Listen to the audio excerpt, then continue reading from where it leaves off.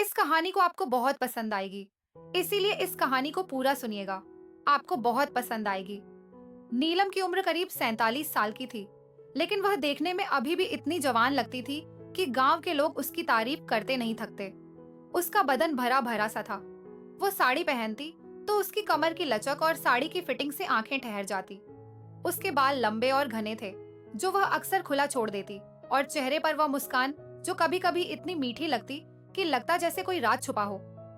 नीलम का घर गांव के बाहर एक बड़े से मकान में था, जहां उसका पति रामलाल खेतीबाड़ी संभालता था। उनकी बेटी रीना की शादी हो चुकी थी और दामाद राजेश अब घर का हिस्सा बन चुका था।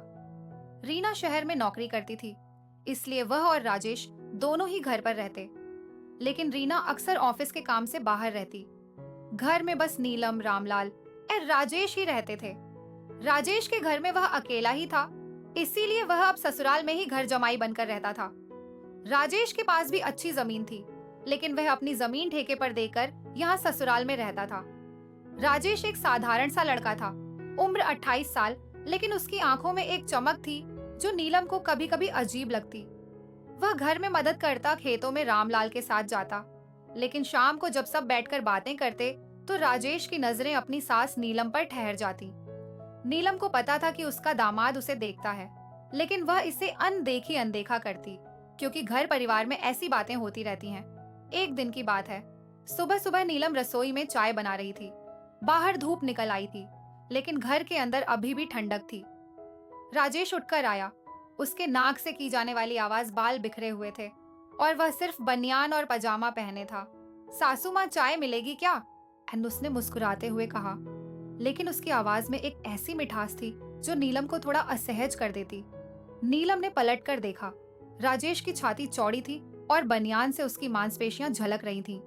सासू माँ ने कहा, हाँ बेटा, बस बना रही हूँ। लेकिन उसकी आंखें एक पल के लिए राजेश के बदन पर रुक गईं। राजेश ने नोटिस किया और वह थोड़ा करीब आ गया।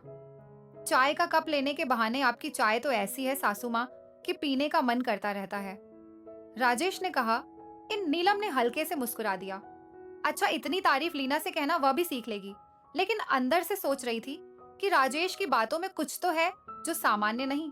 फिर दोनों चाय पीते हुए आंगन में बैठ गए। रामलाल खेत चले गए थे और रीना अब भी सो रही थी। सासू माँ, आप इतनी सुबह उठ जाती है। उस जी shall be quite for Monday, we core application are कोरग्रा ग्रेजुअल पे एंड बिजनेस थकती नहीं, राजेश ने पूछा। उसकी नजरें नीलम पर थीं। नीलम ने कप रखा और कहा, अरे बेटा, आदत है, घर का काम तो करना पड़ता है। तुम्हारा तो शहर का जीवन है, वहां सब मशीनों से होता होगा। राजेश हंसा, हाँ, लेकिन यहाँ का मजा अलग है। यहाँ सब इतना नजदीक लगता है।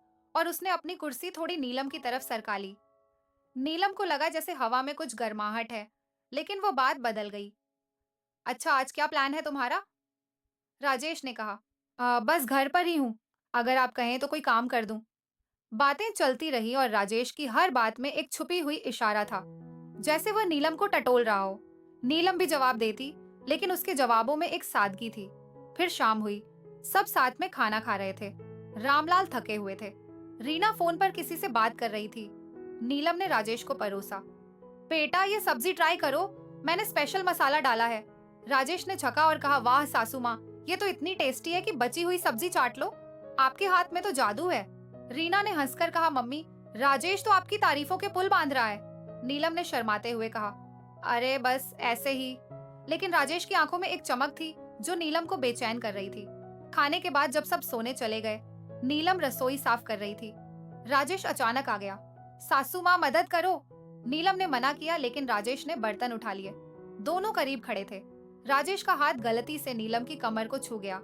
सॉरी, उसने कहा, लेकिन उसकी मुस्कान कह रही थी कि वह सॉरी नहीं था। नीलम ने कुछ नहीं कहा, लेकिन दिल में एक सवाल उठा कि यह लड़का क्या चाहता है।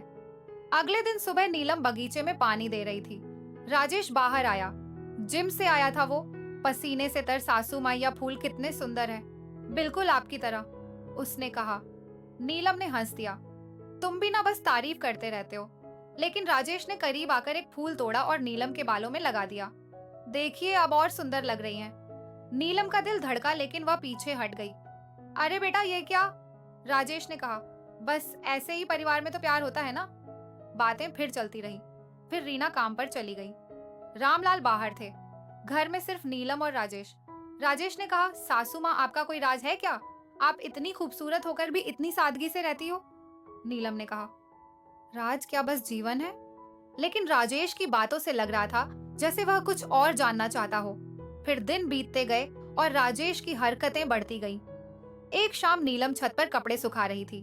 राजेश ऊपर आया। सासू माँ हवा कितनी अच्छी है ना, उसने कहा और नीलम के पास खड़ा हो गया।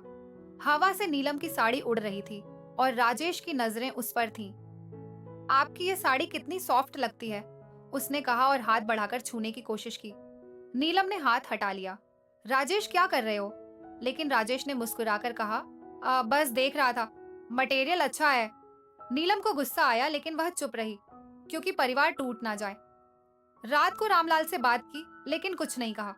अगले दिन राजेश ने फिर कोशिश की। वह रसोई में आया। नीलम रोटी बेल रही थी। सासू माँ मुझे सिखाओ ना रोटी बनाना, उसने कहा और पीछे से खड़ा हो गया। लेकिन वह बोली, बड़ा रीना से सीखो। राजेश ने कान में फुसफुसाया, लेकिन मुझे तो आपसे सीखना है। लेकिन नीलम ने उसे धक्का देकर हटा दिया। फिर एक दिन घर में एक छोटी सी पार्टी थी। रिश्तेदार आए थे। सब हंस खेल रहे थे। नीलम ने अच्छे से सजकर खुद को तैयार किया। उसकी साड़ी चमक रही थी। राजेश की आंखें उस पर टिकी। पार्टी में डांस हुआ, गाने बजे। राजेश ने नीलम को डांस के लिए कहा, सासू माँ एक डांस हो जाए। नीलम ने मना किया, लेकिन सबने जोर दिया। डांस में राजेश करीब आया। आप फ्लेक्सिबल है, उसने कहा और आंख मारी। नीलम ने मुस्कुरा दिया, लेकिन अंदर से सोच रही थी कि यह कहां तक जाएगा। फिर पार्टी खत्म हुई और सब चले गए। रात को नीलम अकेली थी। राजेश आया। सासू माँ आज अब कमाल लग रही थी। नीलम ने कहा, बस अब सो जाओ। राजेश ने गुड नाइट कहा और चला गया जैसे वह नाराज हो गया हो। फिर दिनों दिन बातें बढ़ती गई। राजेश अब खुलकर तारीफ करता। सासू माँ आपकी स्किन इतनी स्मूथ है, क्या राज है? नीलम कहती, बस नेचुरल। फिर समय बीतता गया और घर की दिनचर्या में राजेश की मौजूदगी अब एक आदत सी बन गई थी। नीलम अब सतर्क तो रहती, लेकिन राजेश की बातों में वह डूबने लगी थी, जैसे कोई पुरानी यादें ताजा हो रही हो। एक सुबह की बात है। नीलम घर के आंगन में झाड़ू लगा रही थी। धूल उड़ रही थी और सूरज की किरणें उसके चेहरे पर पड़ रही थी, जिससे उसकी त्वचा चमक रही थी। राजेश बाहर आया। वह अभी अभी नहाकर आया था। उसके बाल गीले थे और टॉवल कंधे पर रखा था। सासू माँ आप इतनी मेहनत क्यों करती हो? मुझे करने दो ना, उसने कहा और झाड़ू लेने के बहाने नीलम के करीब आ गया। उसका टॉवल गिर गया और वह झुककर उठाने लगा। अरे बेटा मैं कर लूंगी, नीलम ने कहा, लेकिन राजेश ने झाड़ू पकड़ लिया। दोनों के हाथ छू गए और राजेश ने थोड़ी देर पकड़े रखा। फिर वह बोला, आपके हाथ कितने नरम है सासू माँ, जैसे रेशम, उसने मुस्कुराते हुए कहा।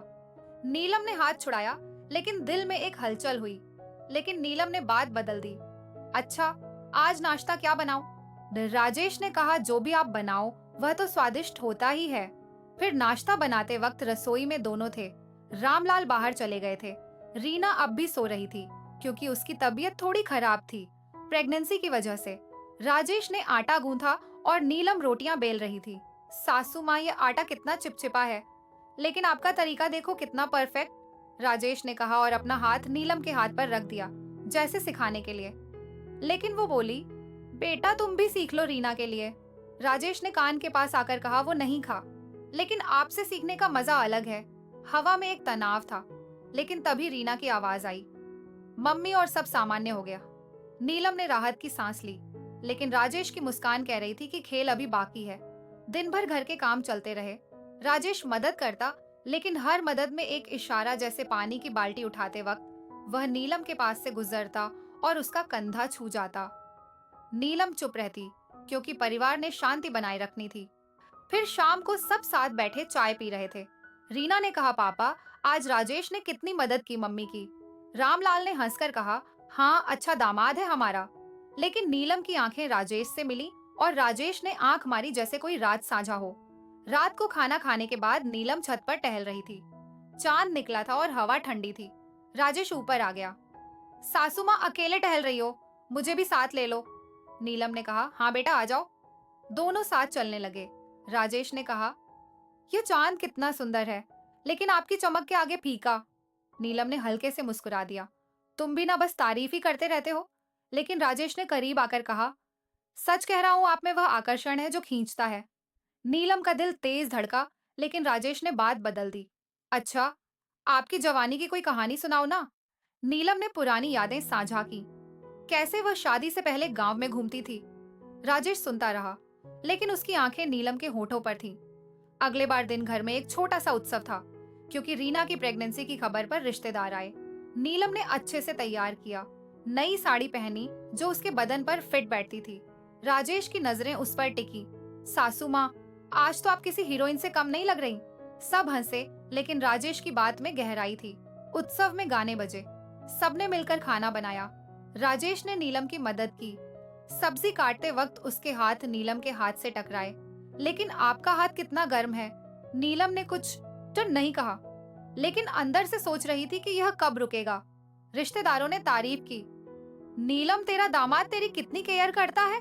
नीलम ने हाँ में सर हिलाया, लेकिन राजेश ने कान में फुसफुसाया, केयर तो मैं और भी कर सकता हूँ। धीरे धीरे राजेश की हरकतें और सूक्ष्म हो गईं। एक दिन नीलम घर के पुराने कमरे में सामान व्यवस्थित कर रही थी। धूल भरी थी और वह खांस रही थी। राजेश आया, सासू माँ मैं मदद करूं। दोनों मिलकर बॉक्स उठाने लगे। राजेश का बदन नीलम से सटा क्योंकि जगह कम थी। यह बॉक्स कितना भारी है, लेकिन आपका सहारा मिला तो आसान उसे, उसने कहा। नीलम ने पीछे हटने की कोशिश की, लेकिन राजेश ने पकड़ लिया। रुकिए, गिर जाएगा। उस पल में एक करंट सा लगा, लेकिन नीलम ने खुद को संभाला। ठीक है बेटा, वह बोली और काम खत्म किया। कंटिन्यू।